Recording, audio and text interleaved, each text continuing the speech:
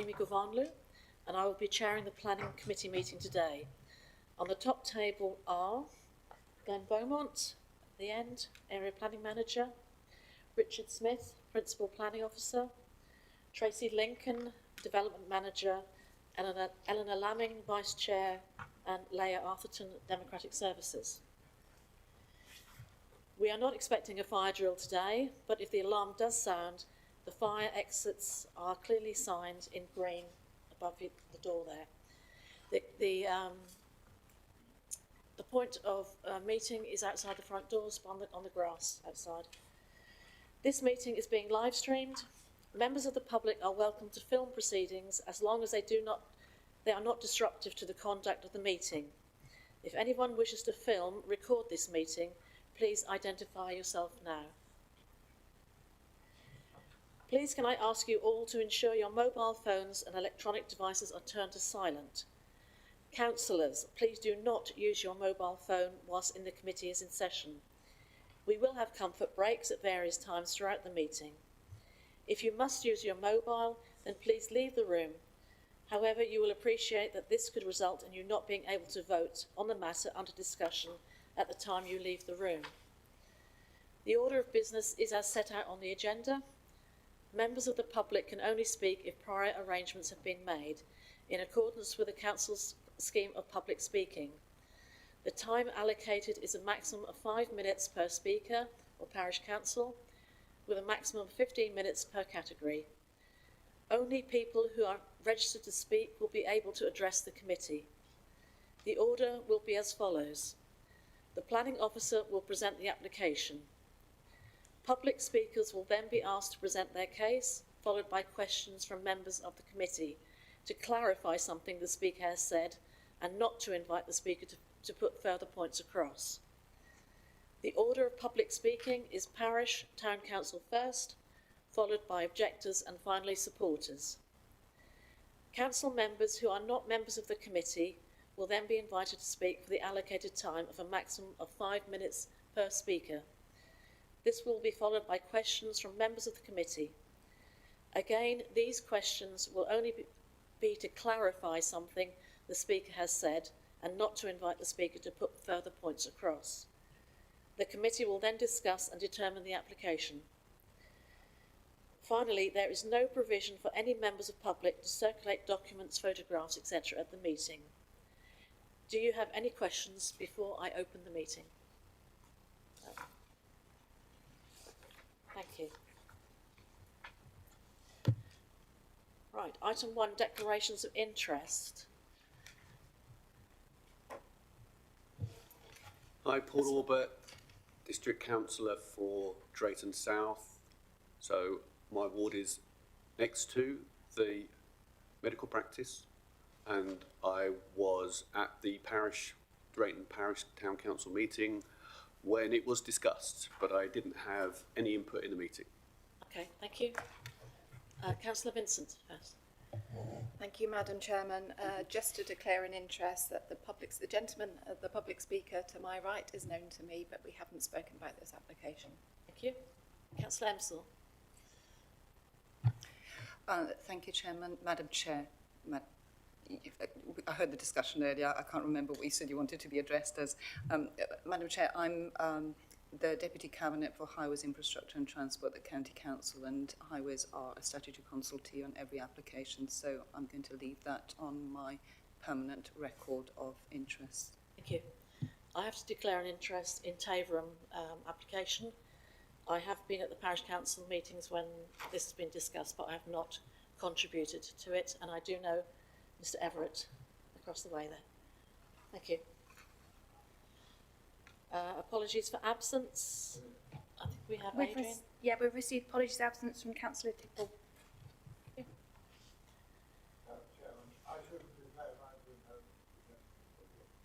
Thank you, Councillor Leggett. Yes, can I also say that I know Graham as well? Thank you. I'd like to go to the minutes of the last planning meeting. I think there are only about 4 of us who were actually at that planning meeting, so can I take that as a record of true? Yes. Thank you very much. We'll go on to the applications to be considered. The first one is in Drayton, is the Drayton St Faith's Medical Practice, and I invite Richard to present the presentation, please. Thank you, Chair. Hope you can all hear me okay. Okay. So new day, new surroundings. So just let me know if I need to speak up a bit louder anytime. Okay. So this morning we have a presentation relating to the expansion of Drayton Medical Practice. The site shown in red is the plan area. Access is taken from Manor Farm Close on the west side of the site.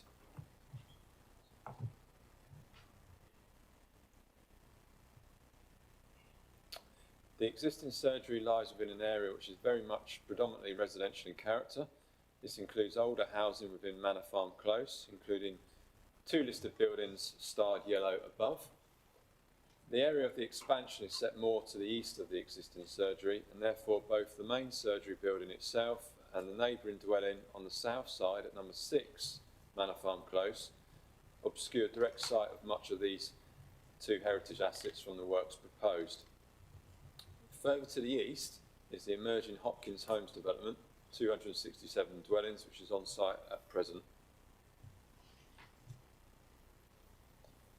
As a result of the Hopkins Homes development, a parcel of land adjacent to the existing surgery on the east side, but within the wider allocation, Dray 1, has been secured as a land transfer by the applicants for the expansion of the surgery under the Hopkins application 2020-0640. This slide shows the expansion area dedicated to the surgery. Also within the Hopkins development permission is a pedestrian link that links from the spine road serving the wider Hopkins development to the expansion land itself for the doctor's surgery. And this will allow for some sustainable connections from this quite large residential development. The red line boundary of the site therefore incorporates both the existing surgery and this expansion land itself. Here we come on to the existing site plan. The slide here shows the site area in more detail. You've got a wing of the surgery, which is a later addition, shown in red. That is an extension dating from the late 1990s, which is required for demolition as to facilitate this new extension. This is clearly shown in red, and you can see there that on the east side, in between the existing surgery and the expansion land for the car park. A section of hedgerow just to the immediate east of that 1990s wing is to be removed as part of the connection into the expanded site as acquired. A new hedgerow on 3 sides has already been planted up under the terms of the Hopkins Homes development permission. The practice itself currently has the following accommodation at the Drayton site. There's a total of 13 clinical rooms. So we've got 7 consulting rooms, 3 consulting rooms in the 1990s extension, a treatment room in the main building, a nurse HCA room, and a further clinical room in the main building, bringing a total of 13 rooms overall for clinical purposes. It's formed of obviously the main surgery itself, built in the late 1980s, which is set over ground floor level with some admin and office accommodation at first floor level also, which you can just see there in blue. Additionally, over time, in the late 1990s, you had that existing wing extension added on the east side, and that is single storey. By 2010, a pharmacy had also been approved and built on the west side, which has obviously added additional floor space and does have its own independent access, but obviously works very closely to and links with the main surgery. Coming on to some existing elevations now of the surgery itself. This slide shows the current surgery in the pharmacy as viewed today. The top image is the north elevation and what one would see from the existing car park. The middle images on the left, you've got the east elevation with the 1990s wing extension that you can see there, just that single storey. On the right hand side, you've got the west elevation with the more recently built pharmacy, again single storey in nature. The bottom image is the south elevation, and which would be seen from the car park from the existing hedgerow boundary, which shares its boundary with number 6, Manor Farm Close. Some photos now. The existing entrance into the site, taken from Manor Farm Close. The pharmacy can be seen just on the right-hand side of the building. As we come into the car park, we move towards the northern boundary. We're now looking back at the area where the expansion is to be provided. Number 10 Manor Farm Close is behind us on the northern side, and that is also set beyond a mature hedge row and a area of tree planting between both the surgery grounds and number 10 itself. This image is taken panning round more towards the Hopkins home development on the east side, and you can see where the access ramp will be formed into the expansion area of car parking. As we come around the existing surgery itself, you've got the existing 1990s link extension we've been discussing. This slide here just shows us an angle sort of walk towards the northwest. As we come around more towards the west, you can see the main surgery itself, and the area that you can see there with the cars, that's the existing staff car parking area. That has obviously a number of cars that come and go throughout the day. It does also have some lighting on the existing 1990s wing extension that would be removed as part of its demolition. You can see the hedgerow there on the left of the image, and also number 6 Manor Farm Close just coming into shot as well.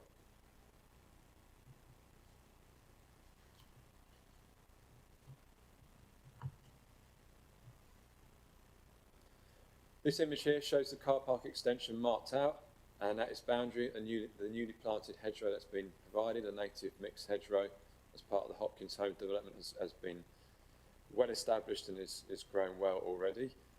Beyond the silver birch, which is actually in number 6, the neighbour, you can just start to pick out number 6 itself, and potentially you might be able to pick out this surgery just slightly to the right of that. This image is moving back onto the spine road of Hopkins Homes development. Not the best day, but you can start to get an understanding that the Hopkins Homes development sits at a slightly higher level.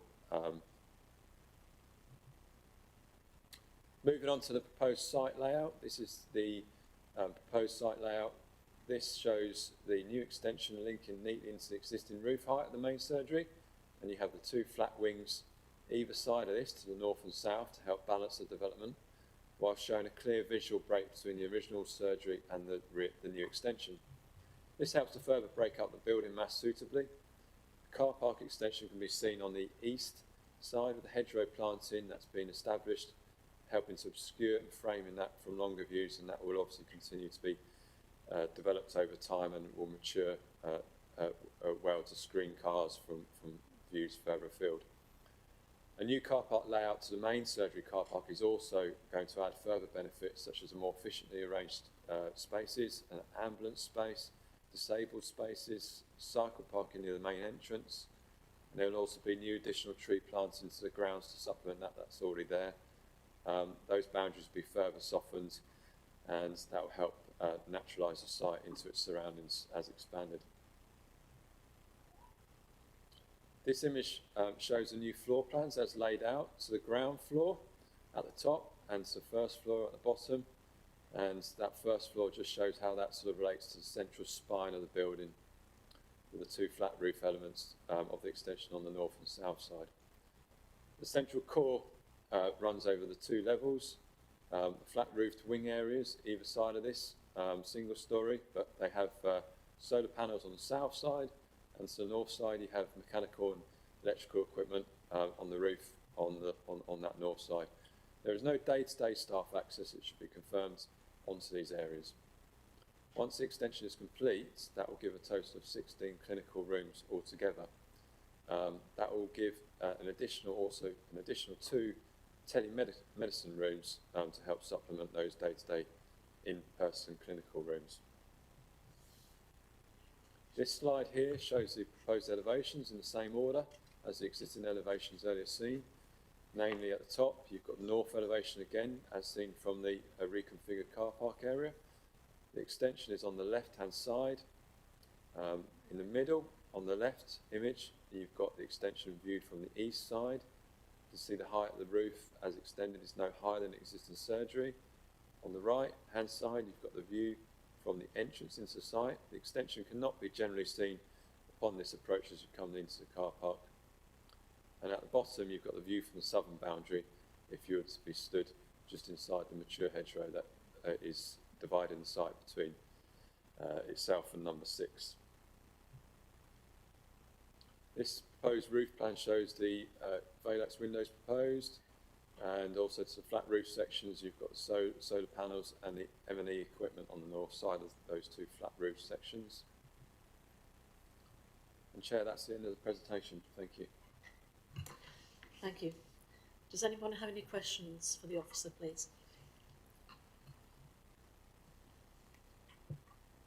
No questions? Okay. We will move to public speaking. We have Mr. Everall. Would you like to take the chair, please? You have 5 minutes from when you start.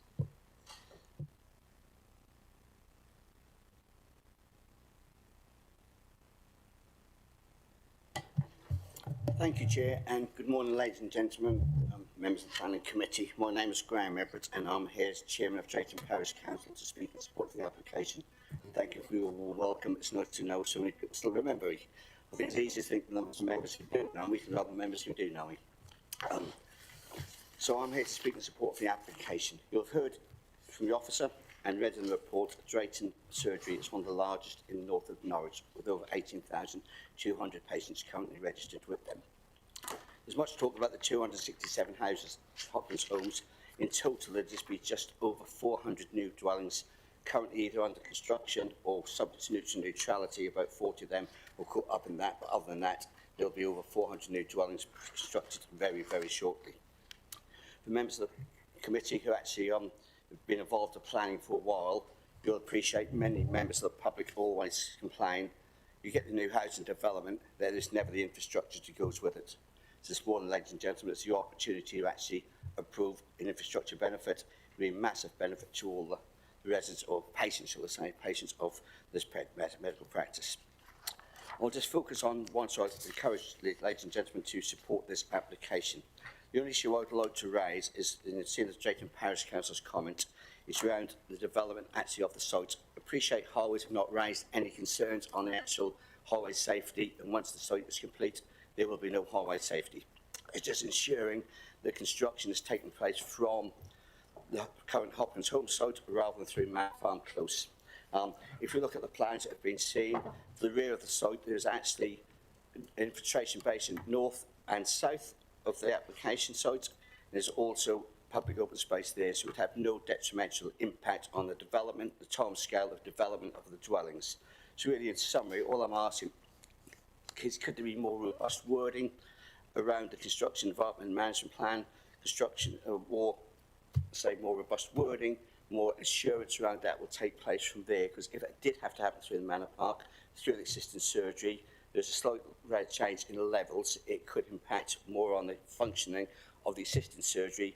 If it all came from the rear of the site, it would be very minimum construction, traffic or damage, except for when it joins up together. So I'm just seeking your support and see if there's more robust wording or something that could be added in addition to ensure it's developed from Hopkins site rather than through Manor Park. Thank you for your time. I'm very, very happy to address any questions or any further comments you wish to know. Thank you. Thank you very much. Councillor Hempsall, you have another question?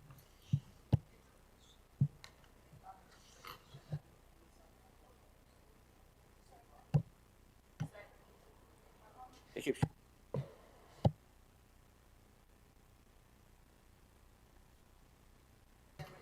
Lana, have you got your microphone on, please? Good. Is that better? Yes. Right, okay. Thank you, Madam Chair. Right, Mr.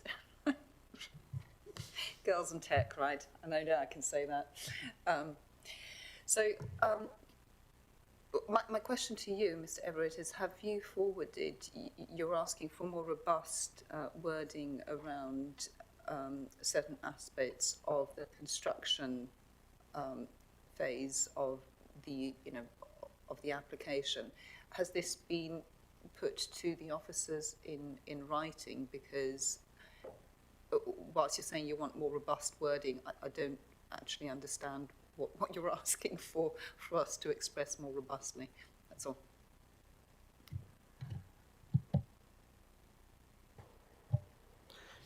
Thank you, Councillor Hempsall.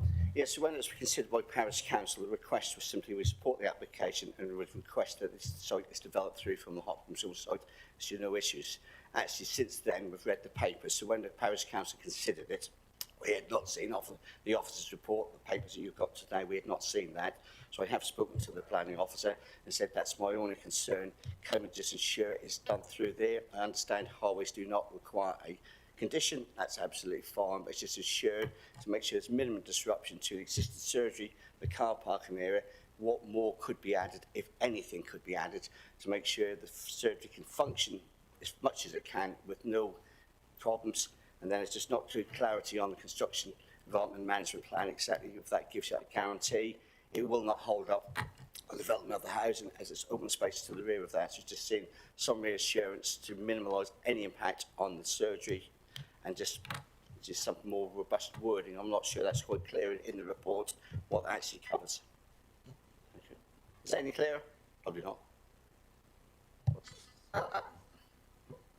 Can I come back, please? Yes, I am clear on what you're asking for. I'll have to go back through the papers to find out how robust it is right now, because your question is obviously new to me today. Could I ask the planning officer to come back on that, please? Yeah, thank you, Chair. So yes, just to clarify, so NCC Highways didn't recommend a condition on construction environment management plan or a particular route for construction access. I did have a discussion with them because I did feel that maybe that was something that we should be considering in more detail, not just from a highway safety perspective, but obviously from a residential amenity perspective and a general sort of patient care perspective. So myself and the architects have had quite detailed discussions on this, and certainly, although NCC Highways do not require us to have a condition or any agreement on this, I'm very assured on it because I know that Hopkins Homes and the applicant have obviously got a drafted agreement. I'll let the architects speak a little bit more about that, but essentially I know that there is a time period which is a fairly decent time period upon approval of this application to take access from the Spine Road. In fact, so there's already the basis of a fairly simple haul road in from that Spine Road into the expansion land itself. So we know it's all there in both legal terms and constructional terms. Obviously, I was very concerned about obviously patient care as well as I think obviously the surgery and the applicants will be. So I think it's paramount that we obviously try to encapsulate this in a condition. So we've got a condition on construction environment management plan. If for any reason anything on site meant that works were delayed and there was some sort of issue with that legal agreement, obviously then that condition allows us to look at whether the odd extra bit of construction traffic at the very end of the project, lightweight construction traffic, would need to come through Manor Farm Close. But I think in terms of heavy construction, I'm confident that we've got the means in terms of that condition, that obviously discussion agreement between the two parties, Hopkins and the applicant, that it's satisfactorily dealt with. But I'm more than happy to let the architects speak about that a bit more. Yes, Councillor. Could you just for clarity please read out what that condition actually says right now, and just so that we all know what we're agreeing to, because I can see the sense in what without going into discussion, I can see the sense in the request. I just would like clarity for us all to know exactly and precisely what that condition now says. Yeah, so the condition isn't worded up exactly at the moment, because obviously we wanted to let this discussion plan out, but very much it will be based on our standard construction environment management plan condition, but obviously slightly amended or altered just to obviously facilitate the words that would allow for, as a first point of call, access will be from the Hopkins Homes development, and obviously any sort of deviation from that would be at our agreement. So that's very much how the condition will be worded, but the exact wording I haven't got here and now, because obviously that would follow on from this particular committee. Okay, thank you. Thank you, Councillor. Oh, sorry, Councillor Vincent. Thank you, Madam Chairman. And I've just got one question, if I may, for Mr Everett and the Parish Council. I understand your concerns about the construction traffic. Has there been any concerns raised about additional staff and patient traffic using the close route into the surgery? No, not as far as I know. As long as the construction phase is completed through the rear of the site, that should not have any impact on existing parking. That's why I'm just suggesting something there. If they had to take it through, there would be a slight disruption which could impact on patients doing there. There's a pharmacy attached to it as well, which is currently closed, but that will reopen shortly. So you've got a pharmacy there as well. You do get a lot of heavy traffic. You do get a current overspill on Manor Farm Close, and I live on Manor Farm Close. You do get a current overspill there. It's just to minimise any extra overspill or any detrimental effect on existing patients, which will be addressed once the expansion is completed. That's just, yeah. Thank you. Okay, thank you, Mr Everett.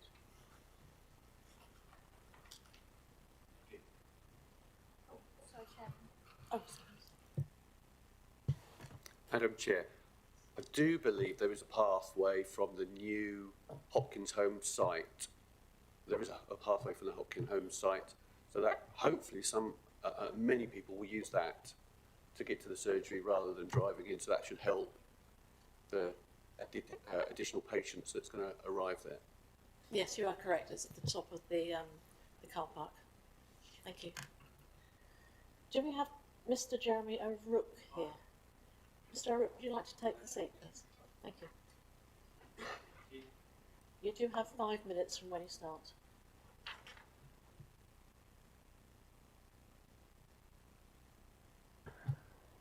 Yes, hello everyone. So I'm Jeremy O'Rourke from LSA Architects. We're the architects who've worked the scheme up for our client Medical Centre Holdings, stroke Medical Developments, who are a third-party landlord who own the existing premises and are seeking to make a significant investment to extend the premises so that it's future-proof for anticipated patient numbers going forward. I'm not intending to speak at great length. I think you've probably sort of got pretty good understanding from what Richard has already explained about the scheme. I did have a conversation with the practice manager here this morning, and he said, can you let them know that whilst we've got 18,200 as the practice sort of population in the documents, actually since that's gone in, is now up to 18,500, because there's been a sort of a bit of a stagnation sort of post-COVID, people not applying. There's a surge in people applying. So I think that just sort of starts to underline how important it is that that this project proceeds.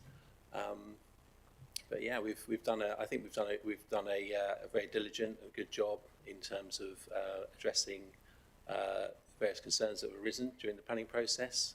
I think we've done a good job in terms of delivering a cost-effective, affordable, and worthwhile investment to the community. And I'll be happy to take any questions. Are there any questions for Mr O'Rourke? Thank you, Madam Chairman, and thank you for your presentation. I guess just picking up in the report, there's a concern raised by residents about the increase in parking spaces and possible flood risk from those, and what finish would it be, permanent surfacing?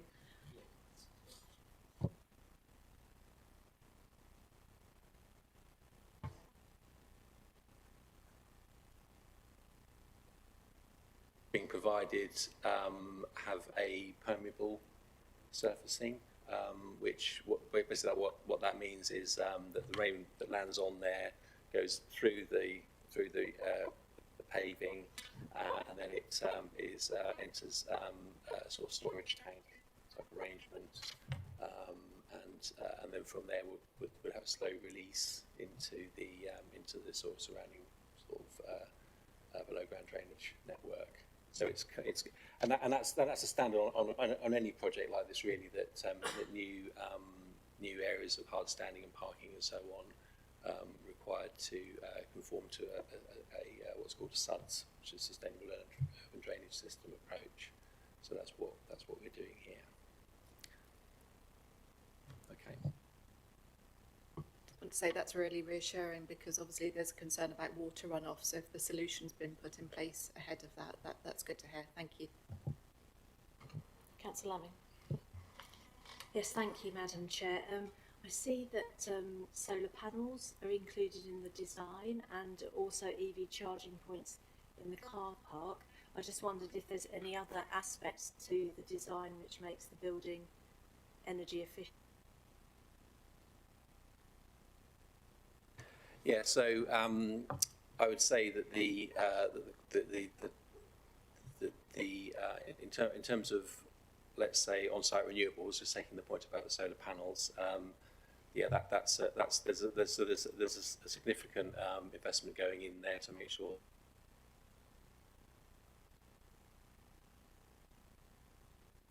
a green solution in terms of the new build component. The EV charging as well, obviously that has significant benefits as well to staff and patients.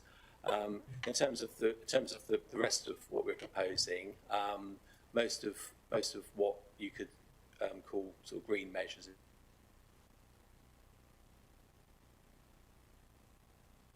fabric would be constructed, so to a high standard of thermal insulation and that kind of thing. So more along those sorts of lines. Thank you. Is there any more questions for the speaker? No? Thank you very much, Mr. Root. If you'd like to take a seat again. Yeah, thanks everyone. I will hand over to the committee for discussion, please. Councillor Hempson. Thank you, Madam Chair. I really welcome this application, as was outlined by the speakers. Additionality in healthcare provision, especially for healthcare provision, is very much welcome, especially when it sits alongside development.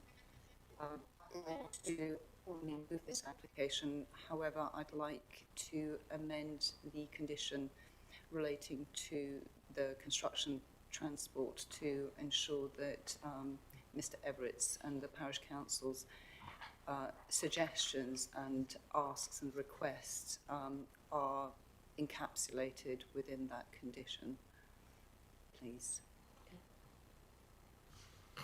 You know, amended as was outlined by the officer earlier, please. I think that's a fair request, and I suspect, I mean, the architect is here. I know that we're not supposed to add conditions onto applications that the applicant doesn't agree to, and this isn't about, you know, a point of horse trading, but I just wonder if we can strengthen that condition, please. If I can just come back on that, I think, yeah, I've just spoken to the officer. There's no issue with that in terms of the intent of the condition. So absolutely, the submission of that construction environment management plan can encapsulate those requirements. So yes. Yeah. Okay, so I'd like to formally move it with that condition amended, please.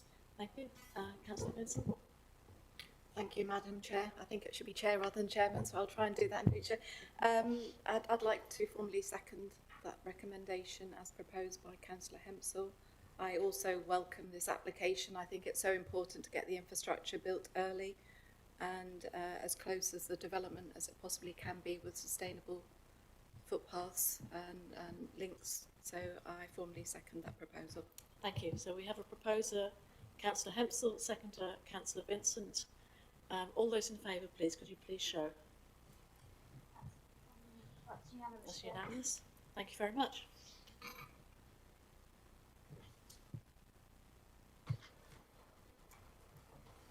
Mr Everett. Mr Rook, you can leave if you wish to.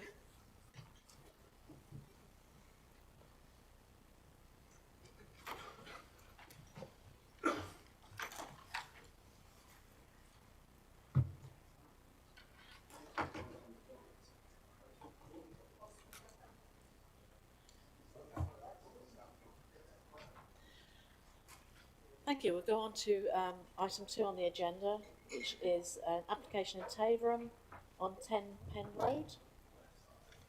And we have Sarah to present, please. Thank you, Madam Chair. So this is an application for a new garage at 10 Pen Road. So the site is, so 10 Pen Road is a corner plot with access from both Pen Road and Walters Road. So Pen Road is just the one which is sort of almost vertical on your screen, sort of coming down from the north down to the south, whilst Walters Road goes sort of more horizontally, sort of east to west on the screen there. So the property is currently a bungalow. It does have planning permission to add a first floor to the dwelling. As you can see from the site location plan, the dwelling is set back within the plot, and the majority of its garden space and amenity space is all located in front of the property and to the side of the property. So just to bring you on to a satellite image of the site, just wanted to point out a couple of things in terms of this image is obviously when we're looking at the character and appearance of the wider area, so what we're seeing is the majority of dwellings in this area are detached properties. They are predominantly set back from the road with open frontages at the front, and what we're not seeing in these locations at the moment is any other outbuildings in front of the properties. So just to take you on, so this is the proposed site plan. So you can see that the garage is positioned in front of the property with access from Walters Road. We'll take you on some photos at the moment. So the access to this property has always traditionally been from Walters Road. As part of one of the more recent planning applications on the site, a secondary access has been permitted and has now been built from Pen Road as well. So you will see that on the photographs, but the traditional access, which the photographs will also show, was always traditionally from Walters Road. So, and just to take you onto the elevations, so the elevations here, the building that you can see in the background, this is the previous approval for what the house will look like.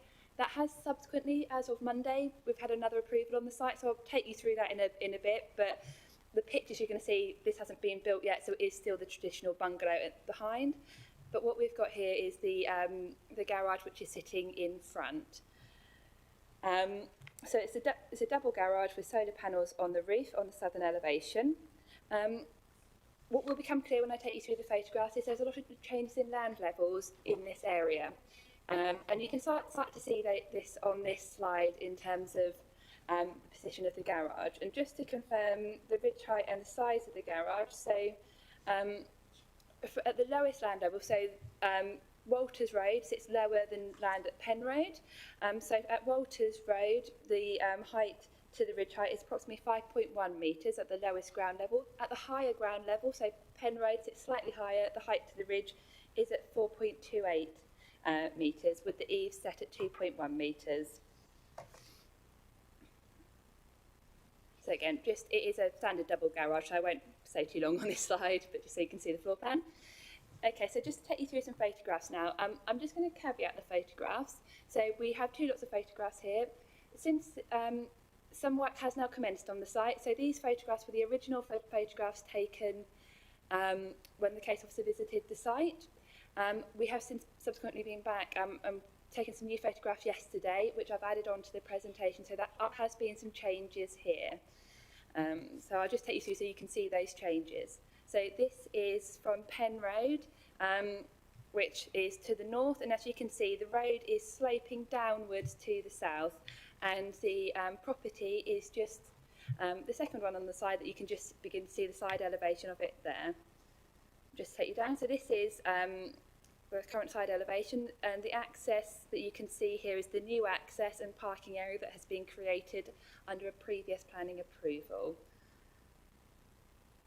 So just taking you around the site here, and I think just wanted to point out what you can see is obviously it's currently it's a very open area.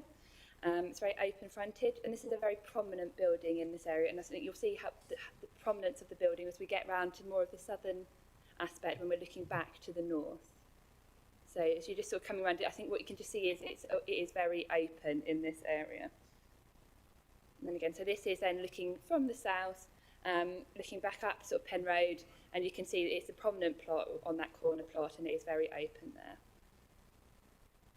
And again, so this is looking from Walters Road. So as you can see, that is the traditional or the older access into the property, and the garage will just be in the foreground on this picture. And again, this is just again from Walters Road looking east, and just to give you a bit of a context of the wider area and the other properties in the vicinity, they do tend to have that quite open frontages, and we're not seeing other outbuildings in that area in front of them. So this was taken yesterday. A couple of things I just want to caveat in terms of this picture. So some works have commenced on site, and the garage has commenced on site. We also do have a boundary wall that is currently being built, and so that's not part of a planning application, and that's something we're looking into, and I'd just like you to take that element separately, because we're not considering the wall in front of the dwelling today. That's something we'll take and consider separately as the process with the application today is looking at that garage. And you can see that the walls for the garage, and it's a bit difficult to see here, but behind the new wall that's been put in at the front of the property, you can see there is the wall showing, and I'm going to zoom back in a bit in a second so it'll be a bit easier to see where the walls for the garage is going. But I think what is clear from this photograph is obviously you can see that it is a prominent location, and that this garage is going to be highly visible in this location. So again, so here you can see a little bit better where the garage is going and where the walls have begun to be built at the moment. And again, this is just showing it just back slightly higher up Penn Road, just so you can begin to see where that will sit. So actually that will be, again, from Penn Road, it will be quite visible within that street scene as well. And again, this is just a zoom in, so you can just see a little bit of actually where that garage is currently being built at the moment. And you can see that the side walls that have been constructed. So this is just to go through, this is the plans that were approved on Monday for the site. So this didn't include the garage, this was just looking at changes to the elevations of the there's limited changes from, there are some changes from the previous approved elevations, but just to highlight that obviously that this was approved, this has been approved, but this didn't include the garage, so we're just looking at the garage separately under this application. And so this is just to bring you back, so there's slight differences in the elevations there, but just to bring you back as the final slide in terms of the garage. So overall, we are recommending refusal on this application. The reasons for refusal are referred to you as part of the report, but the reasons for refusal highlight that the very prominent position of the garage, together with its height, scale and mass, indicate that it will become a dominant feature on the site. It is not going to be subservient, and we do not consider it relates well to the host dwelling or represent a good quality of design. For these reasons, we think it is contrary to policy PC4 of the local plan, Vehicle Strategy Policy 2, and policy TVA3 of Taven Neighbourhood Plan. And just to highlight the Taven Neighbourhood Plan Policy 3, that does say that all proposals for new development should respect the scale, materials and character of the existing and surrounding buildings, reinforcing local development patterns. So in this instance, this is where we think there is a contradiction here. We don't consider it relates well to the local street pattern and would result in significant harm to the character and appearance of the area. And for that reason, we recommend refusal of this application. Thank you. Thank you. Are there any questions for the officer, please? Councillor Brennan. Thank you, Madam Chair. Why are we considering this application at this point if the garage is already under construction? Should this not be an enforcement issue rather than a planning issue? So the application's been submitted. We have to determine that planning application on its planning merits. Obviously, during the course of the application, the applicant's chosen to commence that development. Obviously, that's at their own risk. You still need to consider the application on its planning merits. If the committee determined to go with officer recommendation and refuse, that is when we will look at what appropriate and proportionate enforcement action will be necessary. Councillor Hempsall. Sorry, have I missed something? I think I have missed something because this would normally be refused under delegated powers, so I presume this has been called in for some reason. I really must have missed this in my papers. It was called in by the local member. Yeah, sorry, I've been having a few technical problems. Sorry. Councillor Vincent, any question? Thank you, Madam Chair. I just wanted to clarify, if I may, that the scale of the garage. I know you mentioned a couple of dimensions depending on which road that you were approaching from.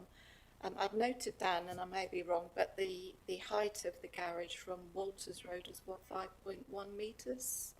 Is that correct? Yes, that's correct. So because there is those changing land levels, so depends where you take the measurement for. So the highest point is 5.1 metres from Walters Road, which is the lowest land level. But from Penn Road, where the land is slightly higher, the ridge height is 4.28 metres. So it's just I think as the photo shows, it's quite a significant change in levels as you go down Penn Road. Can I just come back on that? I was just looking in the report, and it's paragraph 5.6, which says existing bungalow is approximately 5.2 in height to the ridge. So it's going to be lower than that, but I don't know from which angle that 5.2 is taken, whether it's from the lower point of the site or the higher point. So I don't know if you could just help me with that, please. It would have been taken from the height against, so from the higher part of the site against where the ground level where the bungalow sits is. So I think where you can see is the bungalow at the moment does sit behind, and of course I was going to say they have now got permission to convert into the roof space and add those dormers in, so it will be slightly higher than that as well. Sorry, I'm sorry to be difficult. I guess what I'm trying to understand is the garage height basically going to be the same height as the bungalow height is now? So I think the garage, so the bungalow will still sit higher. When you see it, if you're standing, probably the easiest way to see it, if you're standing on Penn Road or Walters Road, the bungalow will be is to the rear of the site, and the garage will sit in the foreground, and the bungalow will be higher because of the change in land, because it's sitting on higher land at the rear of the site, whereas the garage will be, the height-wise might be the same, but because it's on a slightly lower part of the site, it will be lower. Councillor Aubrey, you had a question? Thank you, Madam Chair. You mentioned in your report that you thought the garage would be the dominant building on the site. I'm slightly confused because it does seem it's going to be smaller in height anyway. Can you elaborate a little bit? Yes, of course. So I think it will sit lower than the property, but I think from the views from the south of Penn Road and from Walters Road, I think it is going to be quite very dominant, and it's going to be the thing that you see because of its position in the site. It might not be as high as the bungalow and the sort of the shallow bungalow behind, but I think its prominence is based on its position at that front and at that very much on that corner element of the site. Can I just add to that? It's not necessarily about just the site, it's about the street scene and the context of it. So it will be the dominant feature within the street scene when looking from various aspects down the road because of its positioning. If there are no further questions, I will ask Mr. Hogan to please speak to us. You do have 5 minutes, Mr. Hogan.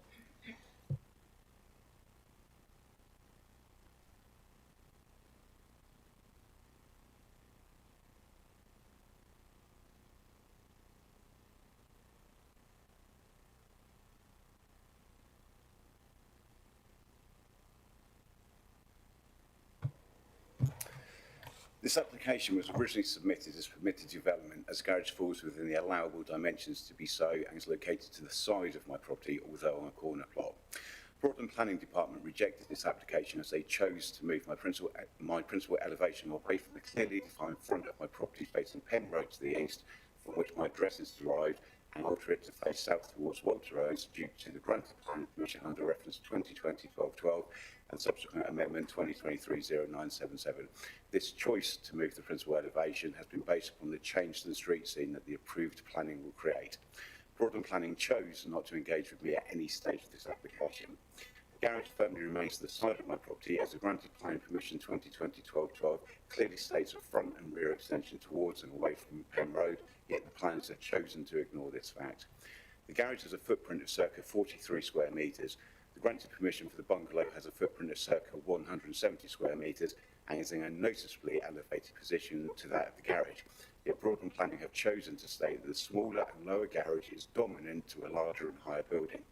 The site is a double plot, approximately 27 metres wide, standing at around 0.22 acres, which is 890 square metres.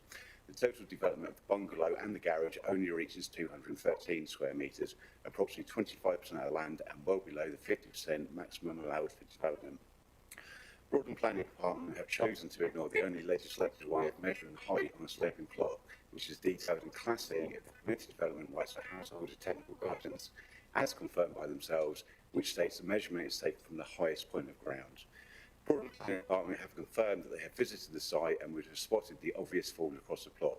The height difference between Walters Road and the damp-proof course of the existing bungalow is 2.1 metres from the existing drop curb. Ergo, to compare apples to apples, the ridge height of the garage as viewed from Walters Road is 5.2 metres, and the ridge height of the converted bungalow from Walters Road is 8.47 metres, not the 6.37 metres as stated. The height of the eaves of the bungalow will be higher than the ridge of the garage. Broadland Planning have chosen to intimate this as a level plot. I'm unsure if this is an incompetent mistake by the planning officers or a deliberate obfuscation of the facts in order to try and mislead. Broadland planners have chosen to ignore precedents of approved applications for garages forward to the principal elevation of the locality, such as 144 Taven Road, 23 Taven Road, several properties on Faircovett Road, and 28 St Edmunds Rise, where the screening of the garage was a material consideration for approval, as well as several bungalows that have been demolished and houses built in their place, significantly increasing the massing of the respective sites. Broadland planners have chosen to ignore, through summarisation, a neighbour's supporting comment. The first area about, and I quote, the first area to be completed was the Penn Road entrance, along with a section of awning and railings. With considerable expense using top quality materials and attention to detail, it leaves me in no doubt that the whole redevelopment of a currently somewhat dilapidated plot will be to an excellent and considerate standard and will only improve the area, end quote.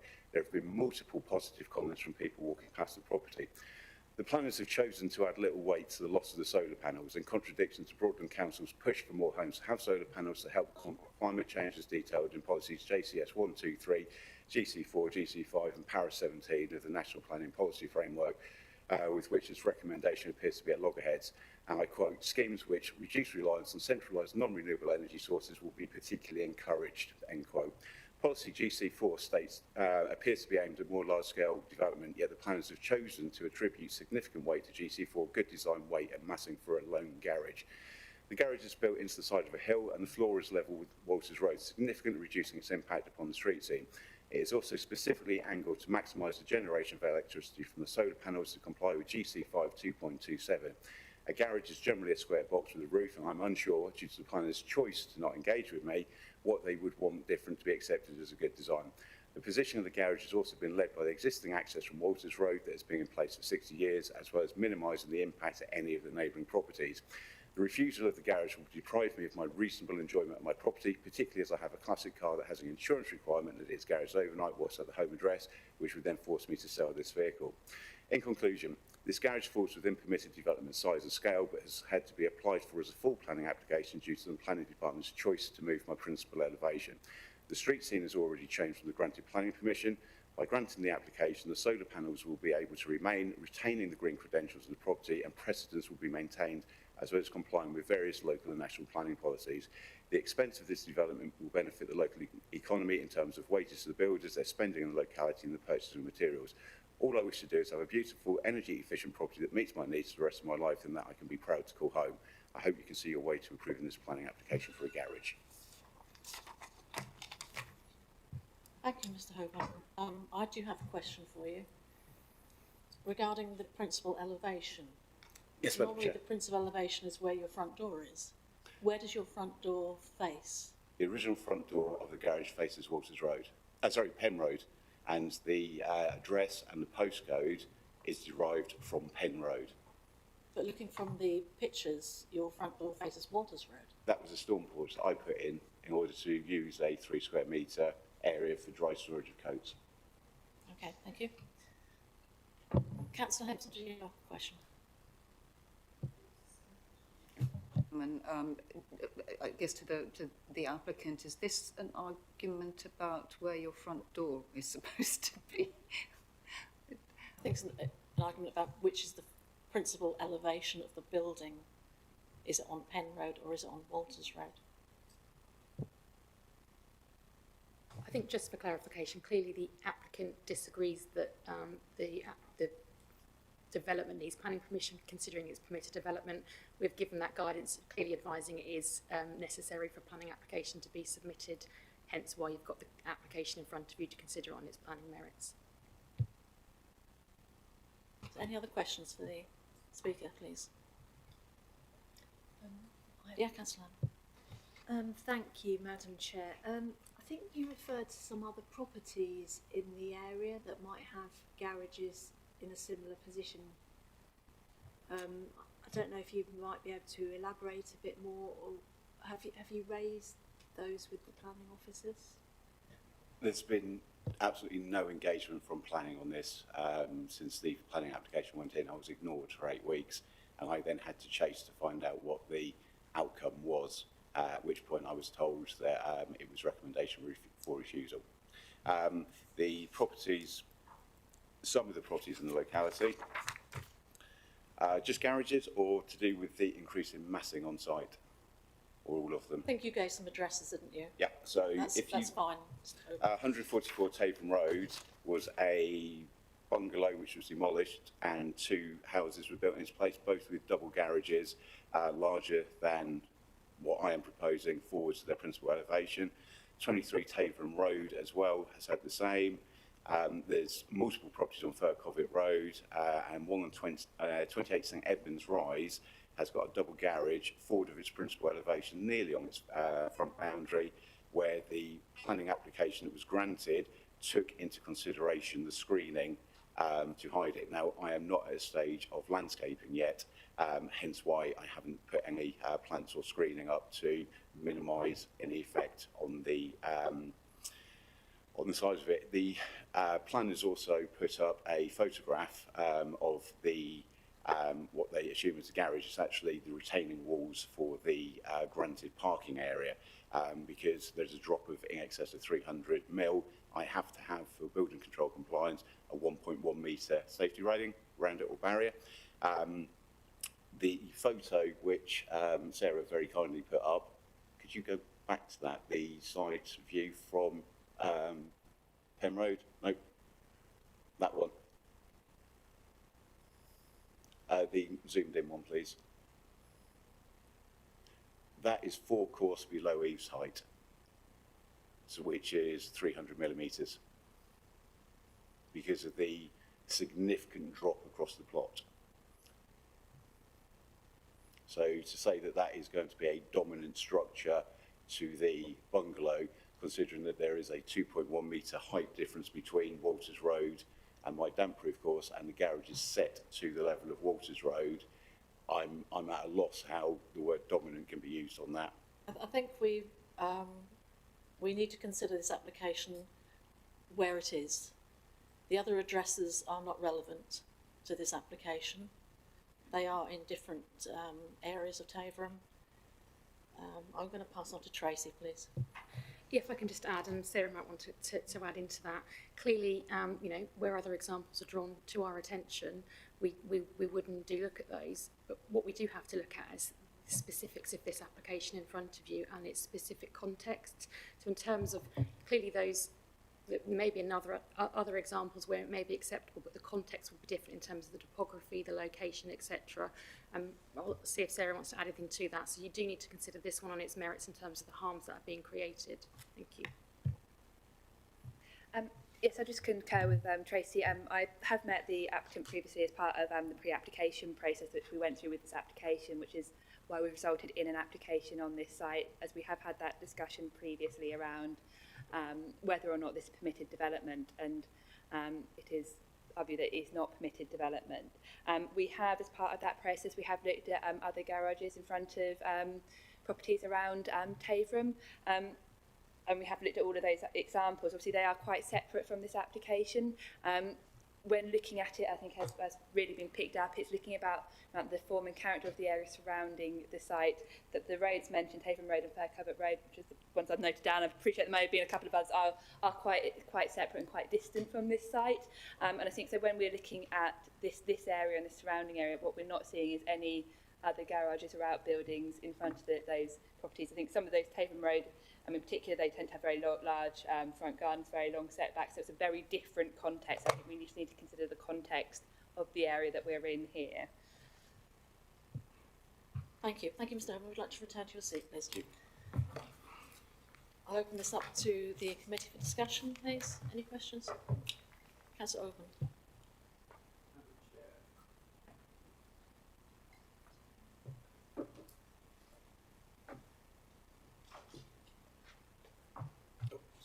Apologies.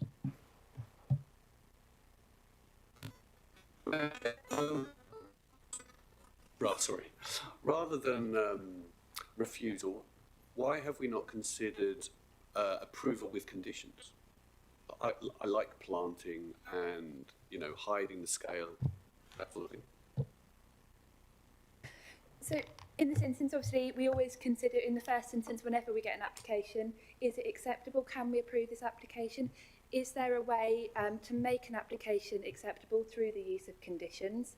That's always one of our first considerations.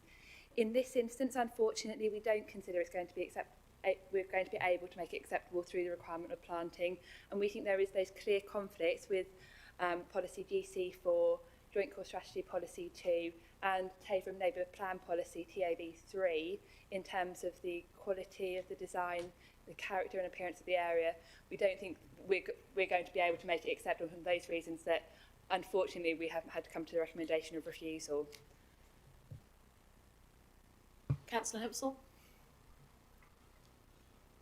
Right, Madam Chair, I've caught up on the papers now, so I've read the relevant policy background to this.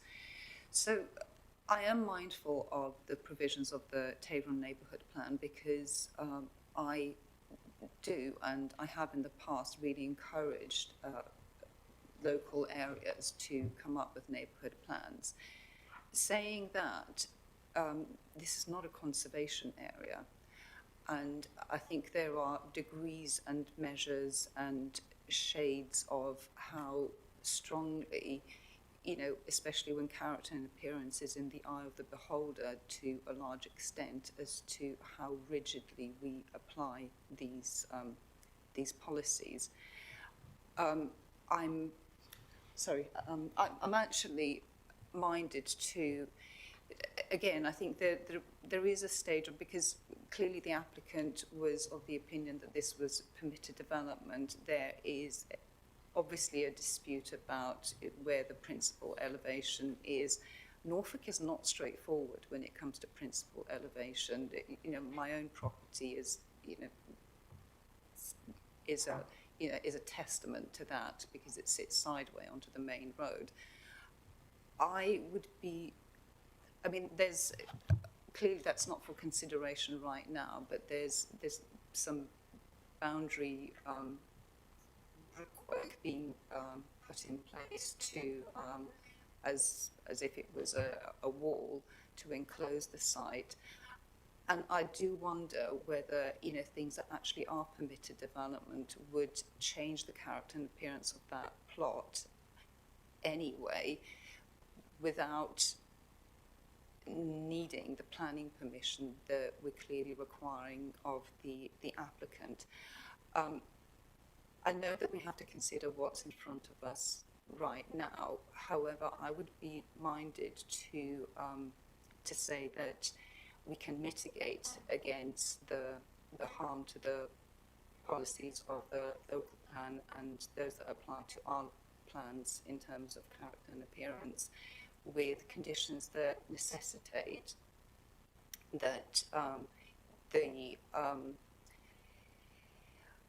the conditions that I would like to move approval of this application, but the conditions that I would like to append to this are that the materials are tied in with those of the bungalow, so that officers have to sign off on the suitability of materials used both for the roofing element and the brickwork of the bungalow, that there are conditions that this condition also addresses the appearance of the openings of the doors, to ensure that visually those tie in with the bungalow as it's being extended.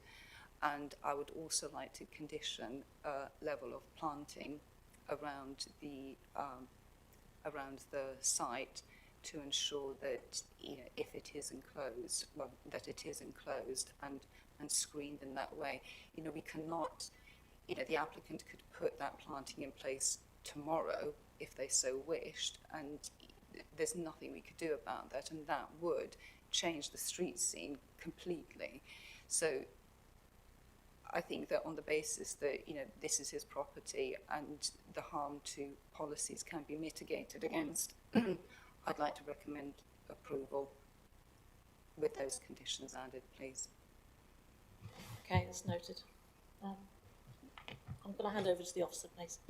Thank you. I just wanted to come in and on a couple of those points, just so members are aware around the permitted development plans, just so that we're all clear. So in terms of the garage itself, if we step away from the principal elevation issue at the moment, obviously very much our view, having regard to the technical guidance, is that the principal elevation includes the main features of the property, which so we would argue it is fronting onto Walters Road.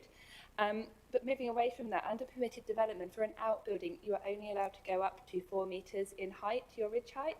So this, in terms of the ridge height, even from when we measure from the highest point, the highest land level, which is what the permitted development guidance tells us to do, is actually higher than what would be allowed under permitted development. And just to pick up again in relation to the wall, under permitted development fronting onto a highway, you're only allowed to build a wall up to 1 metre in height. So this wall is currently being built, and again, slightly parking because it doesn't form part of this application, so we do need to go and look at it further. But having visited the site, it is clearly over 1 metre in height. So we will be able to go away and we will take the measurements of that and look at it further as part of potentially an enforcement role in terms of the wall. But I just wanted to pick those couple of points up. Again, the other point I did also want to pick up was around the materials being used. So we haven't agreed the materials being used. We do have some concerns with the brick being used at the moment. It doesn't accord with the other bricks and things within the area. So it is making it highly visible, the bricks being used. So I think that's also making it quite prominent as well. So we would normally look for, if we were to approve a brick match closer to the existing building, is what we'd normally be looking for, rather than this actually is quite different. It's a multi-brick here, as opposed to the sort of the darker plainer brick of the property and of the other properties within the vicinity as well. So I think there's just those couple of differences I just wanted to pick out with you. I think we need to take into account the Tavorham neighbourhood plan as a legal document. And my issues with this is that the whole area is open-fronted buildings, and they're low buildings. Sorry? I was just wondering if I could come back, please, as the officers has responded. So, and that's precisely why I said that it would be important to tie in the character and appearance of the proposal to the existing bungalow. And just to stress that the neighbourhood plan, as other policy documents, are not legal documents. These are not legal requirements. These are policy guidances and policy requirements, rather than a statement of law. And the third point is that I cannot stress enough the importance of pre-application engagement and during application engagement, because the ridge height is, those can be negotiated and, lowered and designed differently. I have had to submit a recent application, and the wrangles I had with my architect over the ridge height were long. And in the end, it was, we went for what I wanted, which then necessitated a planning application. But as I said, the scale and massing and the bulking of business is something, of buildings is something that can be negotiated early on. So, as I said, I cannot stress enough how important it is that we engage early with applicants to ensure that we get development that we can then, be minded to approve. Okay, thank you, Councillor Vincent. Thank you, Madam Chair. Madam Chair, as you'll be aware from my representation at previous committees, I'm a firm advocate of neighbourhood plans and the importance of them as part of the planning framework. I've got one question, if I may, and then I've got probably two questions, if you would indulge me. One, in the report, it says from the consultation with Tavorham Parish Council, it notes an objection but doesn't make any reference to its concerns as part of the neighbourhood plan, and I wondered if that had happened and just hasn't been included in the report. It just talks about size and position but no reference to concerns about contravening the neighbourhood. And consider that overdevelopment of the area and also lack of amenity spaces. Okay. Thank you. What's your other question? And my other question, I'm really struggling with the permitted development, and I know we've rehearsed that a lot in this meeting, but in the report it feels very subjective in terms of what is the front elevation, with it being on a corner plot. How I'm reading it is that the postcode and the address, which I'm hearing is Penn Road, which is why the applicant thought it was permitted development rights applied. I guess my question is, the vehicular access is now from Penn Road, and presumably did we as an authority grant that permission for that access from Penn Road? And I'm sorry if this has already been said, it's got a bit confusing, is there still an access from Walters Road, or has that been closed off, or is that going to be closed off? I'll let Sarah jump in. Both accesses are now granted. Your officers have discussed in detail with the applicant in terms of that matter around the permitted development. That's not the matter for consideration for committee today. If the applicant disagrees with that in terms of if committee decide to refuse the application today on its planning merits, then that will, the applicant can make representation to the planning inspectorate on that particular point. We have applied the guidance, we've applied the legislation, and your officers interpreted that and have advised that it's not permitted development. Councillor Leggett. Oh, sorry, Councillor Vincent, did you want to come back? If I may, thank you very much for explaining that. That's very helpful. My final question is in terms of the ridge height of that garage. If that was lower, would that be more acceptable? Obviously, the footprint is a double garage, but is the ridge height part of what the problem here? I may get Sarah just to come into that. It's not just around the height, it's about the bulk, the massing and the positioning of that within the street scene. So hence why your officers haven't negotiated some of those minor details, because actually fundamentally the positioning of that, the scaling of the massing of it is what makes it unacceptable.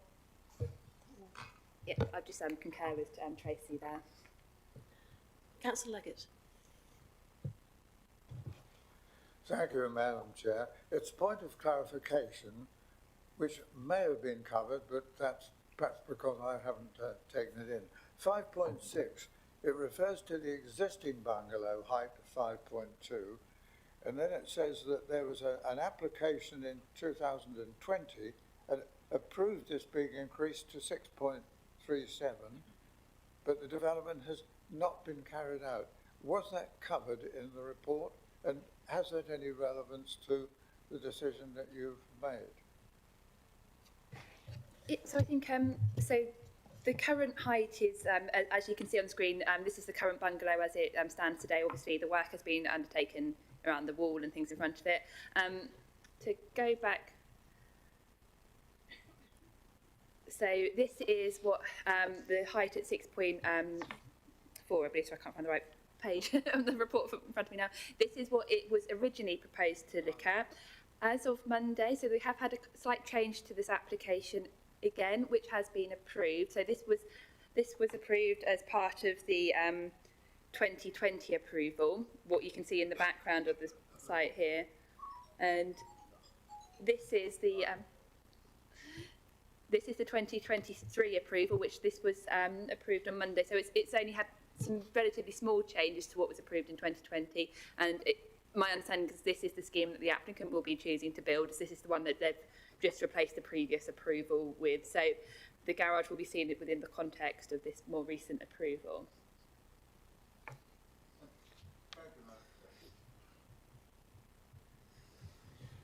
Councillor Hempsall, you suggested approving this. Do you wish to carry on with that, or? Well, I don't have a seconder, so. Okay.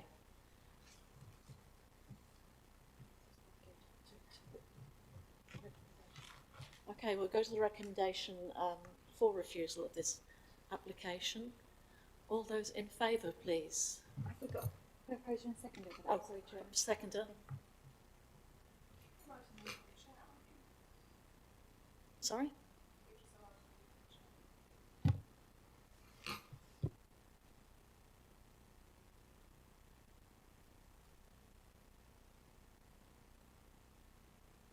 We have a seconder, thank you.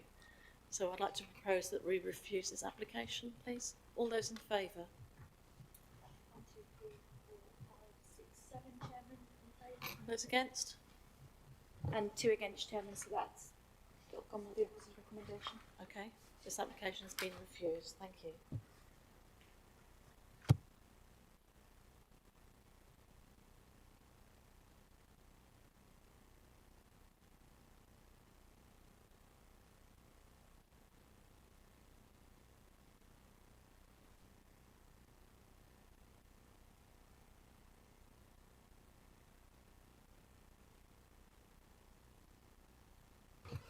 I'm going to ask Tracy to note the appeals that you should have on your documents. So, Chairman, members of the committee, just to note, obviously you've got your appeals received on page 30 of your agenda, page 31, appeal decisions determined. Just to note, for your reference, the Horsham St Fays appeal decision, that was, just for your reference, that was refused on flood risk and form and character, and you'll note that the appeal has been dismissed in line with your officer recommendation. An interesting one just to go and look at if you're interested around the sequential test, and that's where we place development outside of flood zones and need to demonstrate development outside those flood zones in the first instance. So that's an interesting one to pick up on. Thank you, Chair. Thank you very much, and I move to close the meeting. Thank you very much.